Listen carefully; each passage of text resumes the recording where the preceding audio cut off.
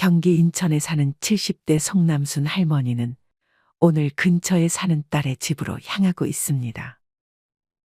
평소에 송씨 할머니는 딸의 집에 거의 방문하지 않지만 요 며칠 혼자 사는 딸이 연락이 잘 안 돼서 급하게 딸의 집으로 가고 있습니다. 송 씨의 딸은 몇 년 전 남편과 이혼하고 혼자 살고 있습니다. 아들이 하나 있지만 일찍이 독립한 상태였는데 송 씨는 그런 손주에게 엄마랑 연락되냐고 물어봤지만 바빴는지 답장이 없었습니다. 이후 송 씨 할머니는 딸이 집 앞에 도착해 벨을 눌렀습니다. 첫 번째 눌렀을 때 아무도 반응이 없자 송 씨는 무서웠습니다. 주말인데다 날도 덥고 해서 딸이 밖으로 나갈 리 없다는 사실을 잘 알고 있었기 때문이었습니다. 한 번 더 벨을 눌러도 반응이 없자 송 씨 할머니는 경찰에 신고하려고 휴대전화를 꺼냈습니다. 그 순간 띠리릭 하는 소리와 함께 문이 열렸습니다. 송 씨의 딸은 송 씨를 보고 활짝 웃었습니다. 엄마 오셨어요? 뭐야, 집에 있었어? 걱정했잖아. 연락도 안 되고. 죄송해요. 요새 일이 좀 바쁘고 정신이 좀 없어서. 대체 얼마나 바쁘길래 휴대전화 볼 시간도 없어? 너 어떻게 됐을까봐 경찰에 신고라도 하려던 참이었다. 좀 늦게 나왔으면 큰일 날 뻔했네. 안 그래도 요새 정신이 하나도 없고 삶이 영 정돈이 안 된 느낌이에요. 나보다 더 바쁜 사람들도 나처럼 살진 않을 텐데. 이것저것 너무 신경 쓰고 정리가 안 되니 바쁘기만 바쁘고 일도 잘 안 되는 것 같아요. 이 엄마가 생각하기에 너는 지금 뭘 더하기보다는 빼기를 해야 할 것 같은데? 빼기? 어떤 걸 빼요? 송 씨 할머니는 거실 소파에 앉아 얘기를 하기 시작했습니다. 지금 네 인생에서 불필요한 것들을 줄이는 거지. 그게 물건이든 마음이든. 그런 생각은 한 번도 못 해봤는데. 안 그래도 요새 뭔가 일을 더 하거나 물건을 하나씩 더 사거나 하는 경우가 많긴 해요. 엄마 말 듣고 보니 요새는 내 인생에서 더하기만 하고 있었던 것 같아요. 저도 인생 말년에는 좀 잘 살고 싶은데 이렇게 가다간 말년이 비참해질 것 같아요. 너도 50대잖아. 이제는 불필요한 걸 빼거나 줄여야 할 때야. 그러면 엄마, 뭘 빼야 좋을지 저 좀 알려줄 수 있어요? 그러면 내가 줄여야 할 것 딱 5가지 정도만 알려줄게. 너무 많이 알려주면 머리 아프니까. 딱 좋아요. 첫 번째로 줄여야 할 건 뭐예요? 우선 첫 번째는 지출이야. 말년은 지출이 결정한다는 말 들어봤어?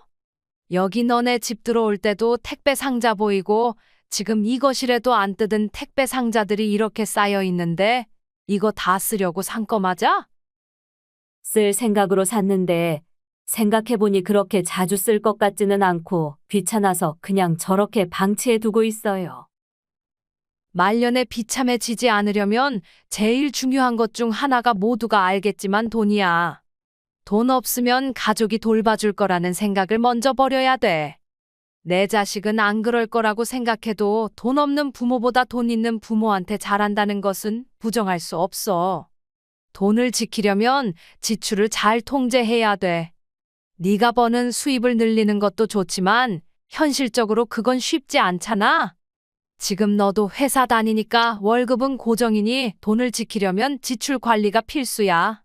한 달에 돈 빠져나갈 때마다 어디서 빠져나가는 돈인지는 알고 있어? 알아서 빠지겠지 하고 따로 확인하진 않아요. 의외로 너처럼 자기 통장에서 빠져나가는 돈이 뭐 때문에 빠져나가는지 모르는 사람이 많아. 그걸 확인을 안 하다 보니까 필요 없는 것들을 해지도 하지 않고 몇 년째 계속 내는 사람도 엄마 주변에 있어. 그 외에 한 달에 한 번씩 돈 빠져나가는 것들 있잖아. 정기결제라고 하나? 거기서 지금 너한테 필요 없는 것들은 찾아서 해지를 해버리는 게 좋아. 지금 바로 확인해 볼게요. 그렇게 송 씨의 딸은 엄마의 말대로 스마트폰 앱을 이용해 통장에서 뭐 때문에 돈이 빠져나가는지 확인했습니다. 하지만 송 씨는 돈이 빠져나간 목록을 보면서 당황함을 숨길 수 없었습니다. 분명 돈은 빠져나갔는데 뭐 때문에 빠져나갔는지 알 수가 없었습니다. 11만 4,900원? 내가 최근에 10만 원 이상 결제한 게 뭐가 있지? 최근에 산 것도 기억 못하냐? 매달 2만 원, 그리고 15,000원씩 빠지는 게 있네. 이건 뭐지? 진짜 아무것도 모르는구나. 어디서 쓴 건지 정확하게 알 수가 없어 송 씨의 딸은 한참 동안 기억을 더듬었습니다. 결국 알아냈는데 그것은 지금은 쓰지도 보지도 않고 빠져나가고만 있던 돈들이었습니다. 송 씨의 딸은 이용도 안 하면서 최근 1년 동안 한 달에 2만 원씩 해당 회사에 기부를 하고 있었습니다. 와, 쓰지도 않았는데 1년 다 해서 20만 원 넘게 냈네. 지금 생각해보니 이거 너무 아까운데? 그리고 11만 원 결제된 건 저기 박스에 있는 물건 중 하나인 것 같아요. 환불해야 되는데 한 달 정도 된 거라 환불이 안 될 것 같은데. 얘야, 너 얼른 저 택배 물건 중에 안 쓰는 거는 환불해라.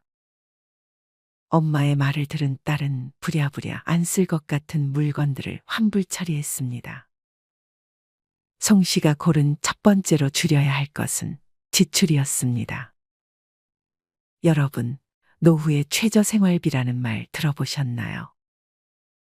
혼자 살면 최소 얼마가 필요하고 부부가 살면 얼마가 필요한지에 대해 유튜브나 뉴스에 평균 금액이 나오지만 이런 평균 금액은 사실상 중요하지 않습니다. 각자 자신에게 맞는 최저 생활비가 다 다르기 때문입니다. 누군가는 집이 있고 누군가는 월세로 살기도 합니다.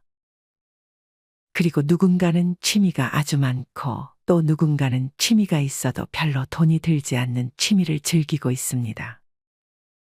누군가는 외식을 즐겨 하지만 또 누군가는 자기가 값싼 재료들을 골라 혼자 요리해 먹어도 아주 만족스러워 합니다. 이렇듯 모두에게 필요한 노후 최저 생활비는 다 다른데 남들이 이만큼 필요하다고 해서 좌절할 필요도 전혀 없습니다. 대신 내가 한 달에 필요한 생활비는 시간을 내서 계산을 해보는 것이 좋습니다. 병원비가 나갈 수 있기 때문에 조금은 넉넉하게 최저 생활비를 계산해 보세요. 그리고 그 선에서 내가 은퇴를 했을 때 연금과 목돈으로 최저 생활비를 커버할 수 있는지 확인해 보는 습관을 들이는 것이 좋습니다. 여러분은 은퇴하고 최저 생활비로 얼마가 필요할지 계산해 본 적 있으신가요? 크게는 식비, 집이 월세라면 주거비, 취미 생활에 필요한 돈, 차가 있다면 자동차 유지 비용, 병원에 다니고 있다면 병원비 등이 있을 것입니다. 이 영상을 시청하고 나면 꼭 시간을 내서 은퇴 후 나에게 필요한 최소 생활비가 얼마 정도 될지 계산해 보세요. 바로 이렇게 지출 줄이는 거를 실천하니까 기분이 너무 좋은데요? 송 씨의 딸은 웃으며 송 씨에게 다음으로 줄이면 좋은 것을 물었습니다. 두 번째로 줄이면 좋은 거는 설탕이야. 노후에 제일 중요한 것 중 하나가 아까는 돈이라고 했지. 그 다음은 뭐겠어? 건강? 맞아. 노후에는 돈이랑 건강이 제일 중요해.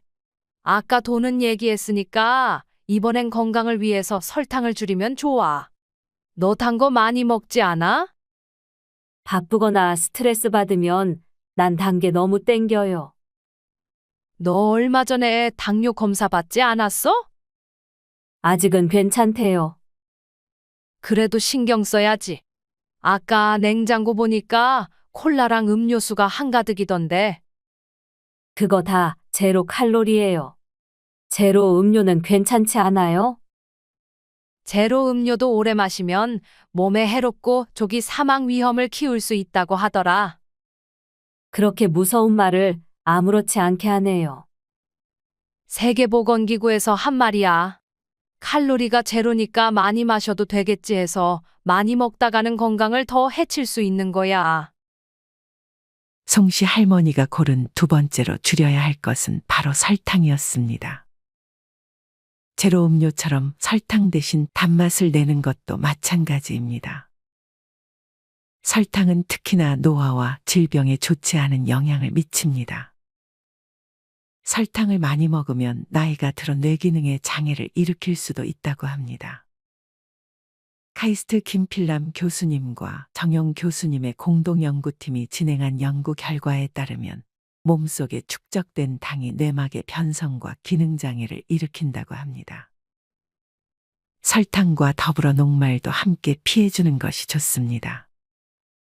녹말은 탄수화물의 일종으로 여러 개의 포도당이 글루코시드 결합으로 결합된 다당류라고 합니다. 이런 설탕과 녹말을 과다 섭취하게 되면 췌장이 혈당을 통제하기 위해 더 많은 인슐린을 생산해내는데 이런 인슐린 저항성은 심장병, 암, 당뇨병, 고혈압 등 모든 노화 관련된 질병과 밀접하게 연관되어 있다고 합니다. 설탕을 끊었을 때 하루 이틀 정도는 무기력하고 기운이 없거나 두통, 메스꺼움 및 집중력 저하가 나타날 수 있습니다. 하지만 그 이후로는 입냄새도 줄고 무기력증과 예민함, 조울증 등의 감정 변화가 완화될 수 있다고 합니다. 그로부터 일주일이 지나면 피부도 좋아지고 그 이상이 지나면 기력이 증가하고 체중 감소로 인해 만성질환을 예방하는 효과까지 있다고 하니 백해무익한 설탕은 나이 들어 줄여야 할 대표적인 음식입니다. 한 번에 끊기는 힘들겠지만 서서히 끊어볼게요. 그렇게 말하면서 딸은 어제 먹다 남은 도넛을 과감하게 버렸습니다. 그 다음 세 번째는 뭐예요? 아무리 봐도 너네 집은 불필요한 물건들이 너무 많은 것 같아. 홈쇼핑에서 신기한 물건 나오면 사는 버릇 아직 못 고쳤어? 딸은 엄마의 말에 반박할 수 없었습니다. 어느 순간부터는 정리를 안 하는 게 아니라 못 하겠더라고요. 나이 들면 조금이라도 건강할 때 정리는 필수야. TV에서 집안에 물건으로 꽉꽉 채운 사람들 못 봤어? 물건을 줄이지 않으면 나중에 저장 강박장애가 생길 수도 있어. 일단 버리는 것보다 더 중요한 건 새로운 물건이 생기는 상황을 피하는 거야. 네가 사려는 물건이 반드시 사야 되는 물건인지 집안에 비슷한 쓰임을 하는 다른 물건을 이미 가지고 있는 건 아닌지 먼저 따져봐야 돼. 그리고 버리는 게 힘들면 하루에 한 개씩만이라도 버려봐. 엄마 집은 진짜 깔끔하지 않아요? 내가 왜 집을 깔끔하게 해놓는 줄 알아? 살아있을 때 정리해야 니네가 내 물건들 치우느라 고생 안 할 거잖아. 나중에 손주 생각해서라도 미리미리 비워두는 게 좋아. 송씨 할머니가 딸에게 줄이라고 조언한 세 번째는 집에 있는 불필요한 물건들이었습니다. 여러분은 집에 안 쓰는 물건들이 뭐가 있는지 시간을 내서 생각해 본 적이 있으신가요? 아마 여러분은 프라이팬도 자주 쓰는 프라이팬을 사용하고 컵도 제일 나에게 맞는 컵을 주로 애용할 것입니다. 지금 여러분들의 집에 있는 물건의 양을 줄이면 오히려 장점이 되는 경우가 많습니다. 수납의 측면에서도 그렇고 사고의 위험까지 줄일 수 있습니다. 다들 집에 이 정도는 가지고 있으니까 나도 그 정도의 물건을 놔둬야지 생각하는 것보다 정말 내가 필요한 양의 물건들만 남기는 것이 좋습니다.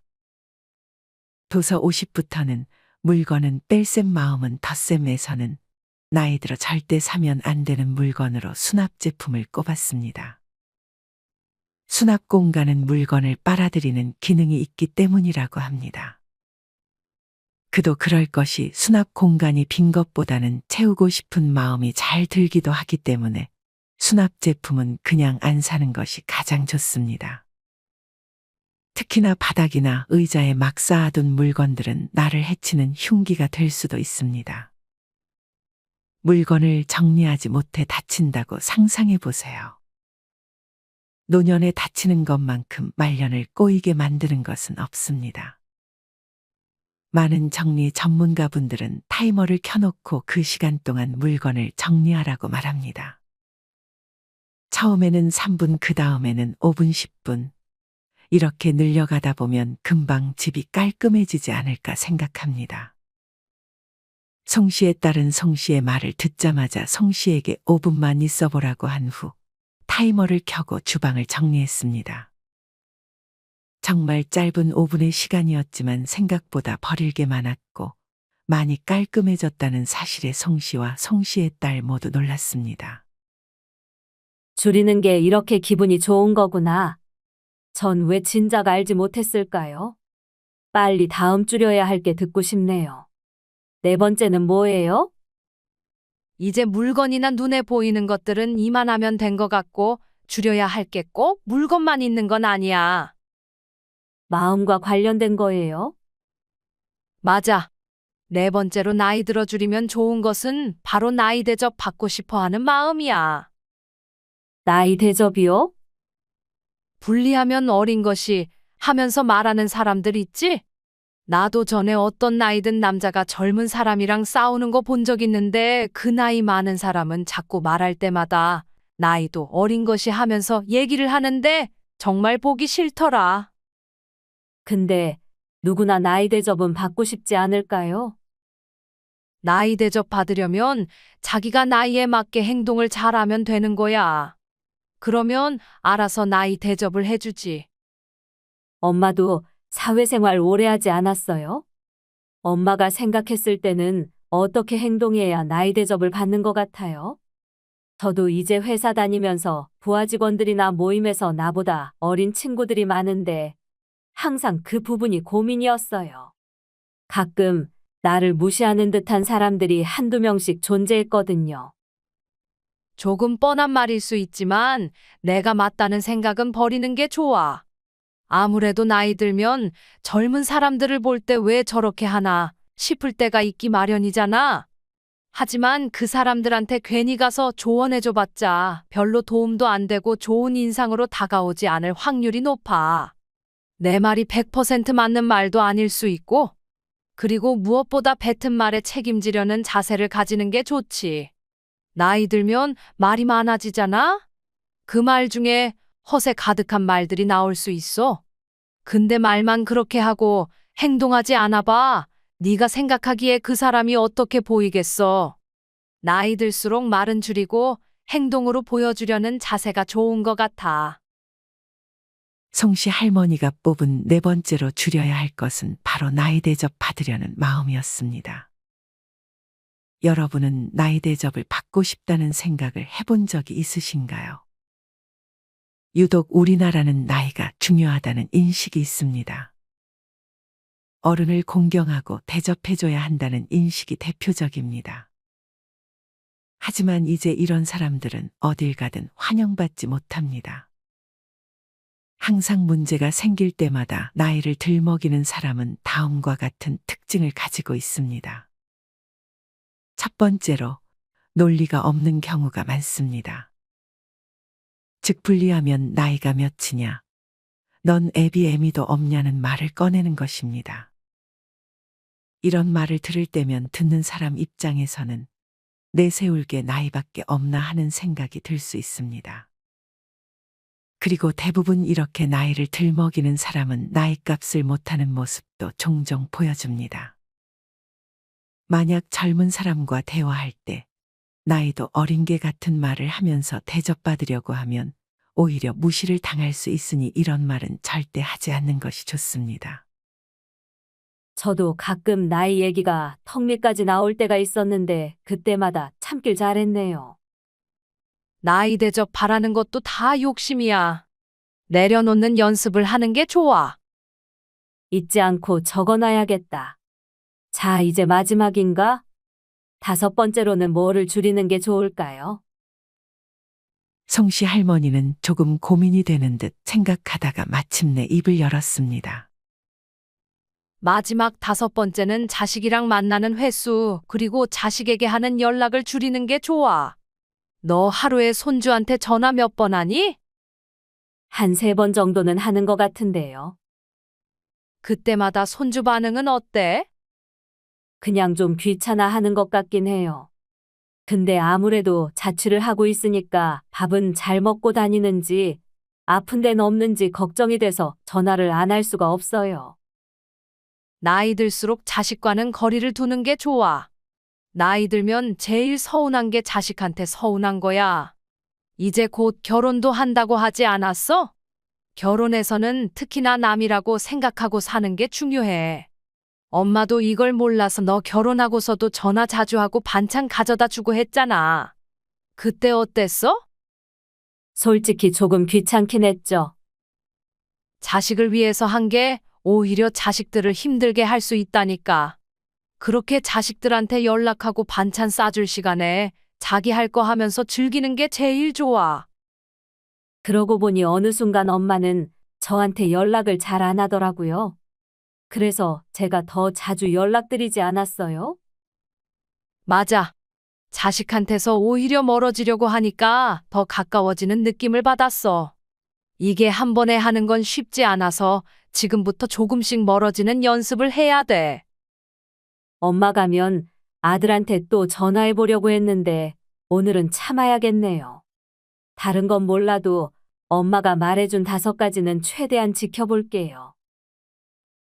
그렇게 송 씨의 딸은 엄마가 말해준 5가지를 조금씩 줄여가며 삶을 정리정돈하고 있습니다. 여러분은 송 씨 할머니가 말하는 5가지. 첫째, 지출. 둘째, 설탕. 셋째, 집안에 불필요한 물건. 넷째, 나이 대접 받고 싶은 마음. 다섯째, 자식에게 연락하는 횟수를 줄이는 것에 공감하시나요? 하지만 모든 것을 빼기만 해야 하는 것은 아닙니다. 그렇다면 나이 들수록 어떤 것을 더해주면 좋을까요? 지금부터는 89세 할머니가 알려주는 나이 들수록 더하면 좋은 것들에 대해 얘기해 볼까 합니다. 영상 끝까지 시청하셔서 나에게 도움되는 지혜들을 전부 얻어가시길 바랍니다. 인생지혜 방송 다시 이어가겠습니다. 나이 들어 더하면 좋은 첫 번째는 걷는 시간입니다. 저는 매일 8,000보씩 걷다 보니 건강해졌지 뭐예요. 지금 저는 스스로도 놀랄 만큼 건강합니다. 아픈 곳 하나 없이 매일이 즐겁고 술도 맛있습니다. 그렇다고 제가 내내 건강했던 것은 아닙니다. 50대에는 자궁근종을 앓았고 70대에는 위암으로 위에 반 이상을 잘라냈습니다. 게다가 오른쪽 무릎에 물이 차서 치료를 위해 주사를 얼마나 맞아댔는지 모릅니다. 그런 상태였는데 무리하지 않는 선에서 계속 걸었더니 어느새 통증도 사라지고 차있던 물도 전부 빠졌습니다. 70대와 비교하면 지금이 더 상태가 좋습니다. 어쩌면 인생에서 가장 건강할지도 모릅니다. 지금 생활하는 집으로 이사와 근처 공원을 산책하게 된 영향이 컸다고 봅니다. 그전까지는 가끔 가다 산책하는 게 다였으니까요. 이곳으로 이사 온 처음에는 자전거를 타고 다녔는데 70살이 되니 도심을 달리는 버스를 무료로 이용할 수 있더군요. 그러면 자전거가 필요 없겠구나 싶어서 팔았습니다. 그러고 나니 걷는 수밖에 없었죠. 산책은 물론이고 장을 볼 때도 태극권을 하러 오갈 때도 걸었습니다. 지금은 1년에 어쩌다가 몇 번 버스를 타는 정도입니다. 코로나로 멀리 나갈 수도 없어서 전철도 탈 일이 없어 걷는 일이 크게 늘었습니다. 그 덕분에 건강해졌다고 확신합니다. 집 근처 공원은 집에서 걸어가기 딱 좋은 거리에 있습니다. 왕복 4,000보, 공원을 한 바퀴 빙 돌면 7,500보입니다. 거기에 장을 보러 나가면 8,000보. 그래요. 매일 8,000보를 걷고 있어요. 중요한 것은 걷기를 시작하는 타이밍이라고 생각합니다. 왜냐하면 걸을 수 없게 된 뒤에는 걷겠다고 노력해봤자 어려울 테니까요. 여기저기 아픈 뒤에는 늦습니다. 서둘러 자신의 나이듦을 인정하고 가능한 일찍부터 걷는 습관을 들이면 좋습니다. 걷기는 건강의 기본이에요. 걷지 않아서 걸을 수 없게 되고 운동을 안 해서 골절 신세를 면치 못하는 악순환에 빠지지 않는 것이 중요합니다. 용건이 없어 나가 걸을 일이 없을 수도 있겠지만 그럴수록 용건을 만들어서라도 걸어야 합니다. 나이 들어 더하면 좋은 두 번째는 외모를 가꾸는 데 들이는 노력입니다. 매일 화장을 신경 써서 하는 건 아니지만 눈썹과 아이라인만은 그리고 있습니다. 아이라인을 그리지 않으면 얼굴이 흐릿해집니다. 나이가 들면 눈에 힘이 없어져 멍해 보이기 때문입니다. 이걸 감추기 위해 그립니다. 89살에도 여전히 아이라인을 그릴 수 있다는 게 재미있잖아요. 하지만 주름이 깊어 아이라인이 깔끔하게 그려지지 않습니다. 결국 눈 위가 울퉁불퉁하니 버석해집니다. 저는 펜슬을 이용하고 있는데 주름이 갈수록 깊어져 그리기가 어려워져서 다음에는 액체로 된 얇은 것을 사용해 볼까 생각 중입니다. 계속 화장을 안 하던 사람이 갑자기 아이라인을 그리면 위화감이 생길 겁니다. 계속 안 하다 보면 얼굴에 어울리지 않고 낯설어집니다. 그래서 이 나이에도 열심히 그리고 있습니다. 외출할 때는 먼저 자외선 차단제를 꼭 바릅니다. 예전에는 다음 순서로 파운데이션을 발랐는데 주름 사이에서 굳어져 버려 나이를 먹은 후로는 파운데이션을 치덕치덕 바르는 건 관두게 되었습니다. 그 대신 지금은 파운데이션이 아닌 루스 파우더로 가볍게 눌러줍니다. 태극권이나 마작을 하러 갈 때뿐이라고 해도 너무 할머니스럽게 있는 것도 별로라는 생각이 들어 이 정도는 합니다. 걷는 자세만 살짝 바꿔도 젊어질 수 있습니다. 저만의 방법입니다만 아름답게 걷는 방법이 있습니다. 도로에 그어진 흰 선이 있죠. 그 선 위를 곧은 자세로 걷습니다. 항상은 아니어도 가능하면 의식하며 걷고 있습니다. 공원에서도 보도라인이 있는 곳에서는 그렇게 하고 있고요. 그러면 걷는 자세와 방향이 자연스럽게 곧아집니다. 젊을 때부터 이어오던 방법으로 이유는 아름답게 걷고 싶어서였습니다. 뒷모습이라도 아름다우면 좋잖아요. 덕분에 지금도 뒷모습이 아름답다는 말을 듣습니다. 뒤에서 보면 절대로 노인처럼 안 보인다면서 말이죠. 어느 방향에서 보더라도 아름다우면야 좋겠지만 아무래도 앞모습까지는 무리니까요. 배에 힘을 준다거나 하는 어려운 동작은 하지 않습니다. 그저 등이 굽지 않도록 자세를 곧게 펼 뿐입니다. 몸이 아프면 등이 굽어지겠지만 지금까지는 괜찮아서 자세는 항상 신경을 쓰고 있습니다. 돈 들이지 않고도 멋낼 수 있는 방법은 얼마든지 있어요. 옛날부터 멋내는 것을 좋아했어요. 물론 지금도 좋아합니다. 하지만 이 나이가 되면서는 돈을 들이지 않고 멋을 내고 있어요. 그게 참으로 즐겁습니다. 이를테면 평소에 옷차림에 고운 색의 스카프나 숄을 매치해보는 식으로 말이죠. 스카프나 숄은 캐시미어와 같은 고급 제품도 물론 있지만 비교적 저렴한 가격대로 살 수 있는 것도 많아요. 그런 제품을 어깨에 걸치거나 깔끔하게 목에 두릅니다. 방안도 되니 일석이조죠.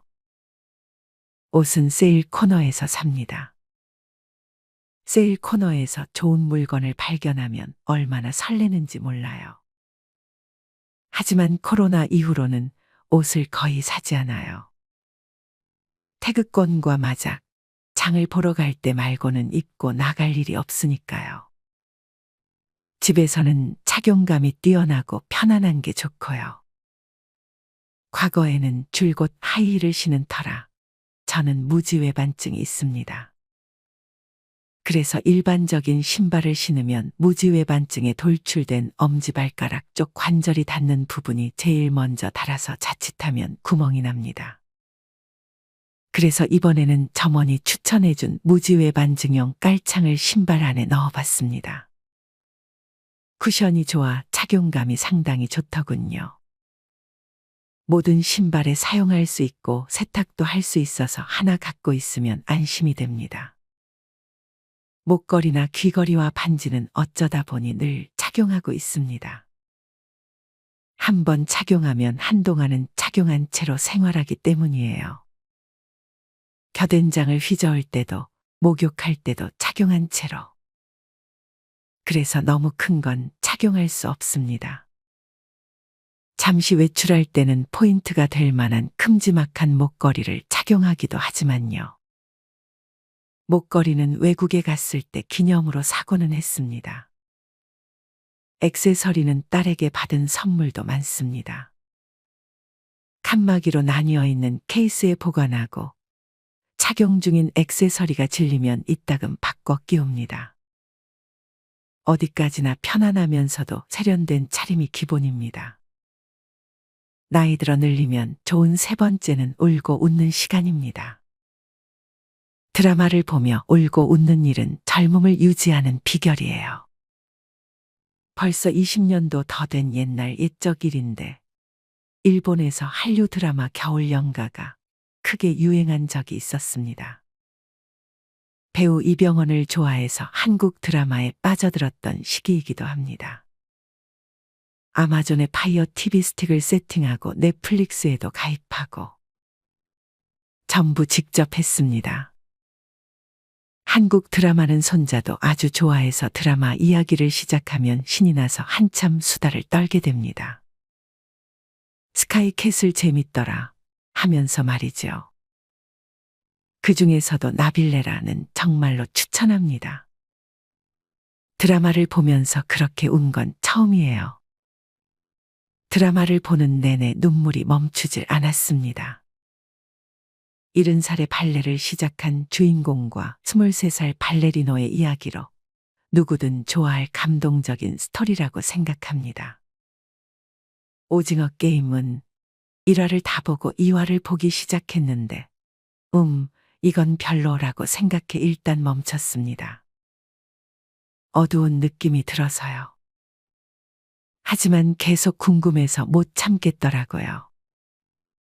그래서 다시 보기로 결심했죠. 그러자 안 보고는 도저히 못 배기겠더라고요. 대체 이 다음은 어떻게 되는 걸까 하고 말이죠. 그 결과 굉장히 재미있었습니다. 이병헌이 나올 때는 깜짝 놀랐죠. 넷플릭스로 보는 건 한국 드라마가 대부분이지만 지금은 가끔 중국의 삼국지를 보기도 합니다. 이 드라마는 50화 이상이라 단숨에 몰아볼 수 없어서 도중에 멈추고 다른 드라마를 보며 이것저것 즐기고 있습니다. 넷플릭스 이야기는 한번 시작하면 멈출 수가 없네요.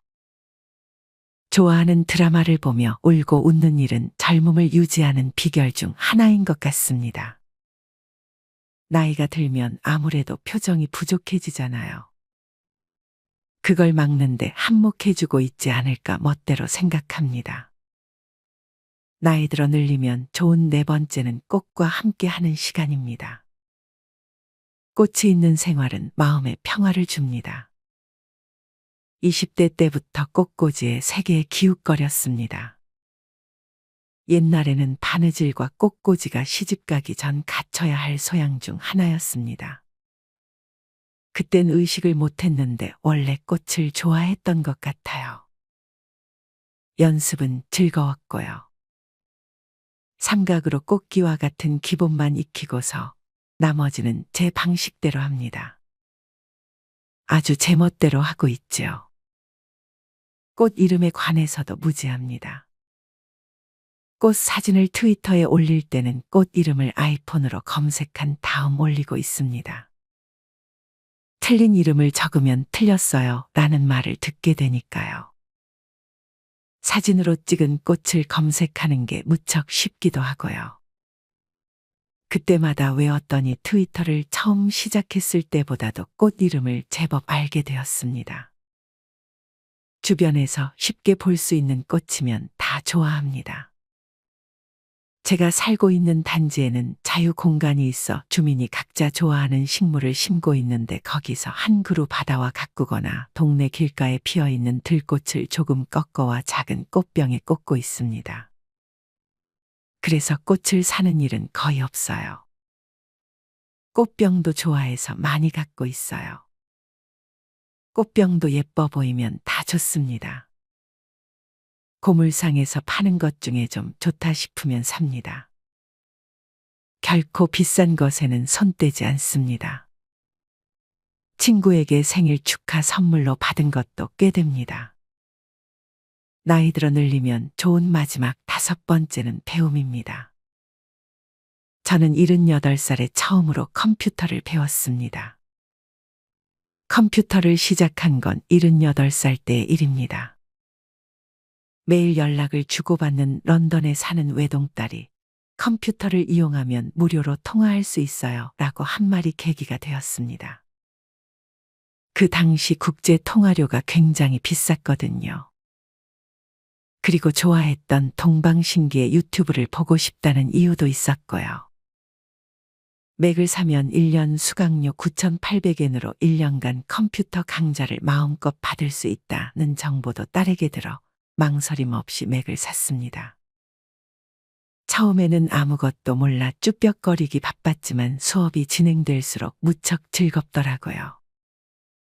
이런 것도 할 수 있어 하면서 매일매일이 놀람의 연속이었죠. 게다가 1:1 수업이어서 어떤 질문을 해도 멋진 젊은 선생님이 정성껏 알려주었습니다. 1:1 수업은 1시간, 그룹 수업은 2시간. 13인치의 노트북을 짊어지고 긴자까지 오가는 일은 고됐지만 거기서 사귄 친구와 함께 밥을 먹고 백화점 옥상의 무료 휴식 공간에서 챙겨온 과자를 먹으며 이야기를 나누면서 1년을 매우 즐겁게 보냈습니다. 그 후에도 수업을 더 들을 수 있어서 주 1회씩 3년을 다녔습니다. 뭐든 배우고 싶다고 생각하면 어떻게든 방법이 생깁니다. 고등학교를 졸업하고 도쿄로 왔습니다. 사교 댄스에 빠진 적도 있고 꽃꽂이도 배워보고 마작에 빠지기도 했습니다. 그리고 결혼을 했고 딸을 낳고 이혼을 했습니다. 그 이후로는 다양한 일을 했습니다.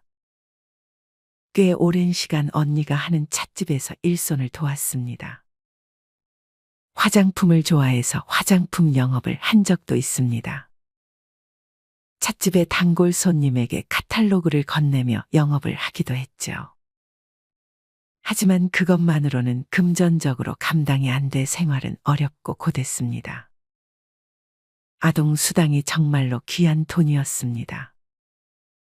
원래 옷을 좋아하고 모양 내는 것에 관심이 있던 터라 50살부터 정년까지는 신랑, 신부의 의상 선택을 돕는 의상 코디 일을 했습니다. 그리고 정년을 계기로 그곳을 관두고 70살까지 국가공무원 공제조합연합회의 호텔에서 의상 코디 일을 맡았습니다. 70살에 일을 관두고 나서도 한가롭게 지내지 못하고 이상하게 바쁘게 보내고 있습니다. 당시 인기가 많았던 TV 드라마 사랑한다고 말해줘 별의 금화에서 등장인물이 수어를 쓰면서 수어 열풍이 불었던 적이 있습니다. 그 영향인지 당시 수어를 배우고 싶어 동네 구청에서 주최하는 수어 강좌에 일주일에 한 번, 하루도 빼먹지 않고 3년을 다녔습니다. 지금도 일상 대화 정도는 수어로 말할 수 있습니다. 지금 살고 있는 단지에도 농인 부부가 계셔서 그분들과 수어로 수다를 떨기도 합니다. 다니는 성당에서 농인들의 통역도 담당하고 있습니다. 성당에서의 제 지정석은 언제나 수어석입니다. 홀로 살아나갈 수밖에 없다면 거창하진 않아도 혼자서도 즐길 수 있는 다양한 취미를 만들어야 한다고 생각합니다. 그러나 제일 중요한 건 매사에 한계를 정하지 않는 것 이 아닐까요? 나이가 많아서 못한다. 이 생각을 일단 머릿속에서 밀어낸 뒤 궁금하면 먼저 문을 열어 노크해 보세요. 그러면 그 문은 열릴 겁니다. 설령 물이었다고 해도 다른 문이 열릴 가능성도 높아집니다. 새로운 친구와 같은 행운도 덤으로 따라옵니다. 손해볼 건 아무것도 없어요. 그리고 또 한 가지, 높아심에서 말씀드리자면 그냥 즐겨라. 이것 말고는 없다고 생각합니다. 여러분은 인생에서 무엇을 더하고 무엇을 빼면 좋다고 생각하시나요? 오늘 영상에서 말씀드린 것 이외에 여러분의 다양한 의견을 댓글로 남겨주세요. 이상으로 오늘의 영상을 마치겠습니다. 우리 모든 구독자분들의 행복한 여생을 응원합니다. 다음에 더 좋은 내용으로 찾아뵙겠습니다. 감사합니다.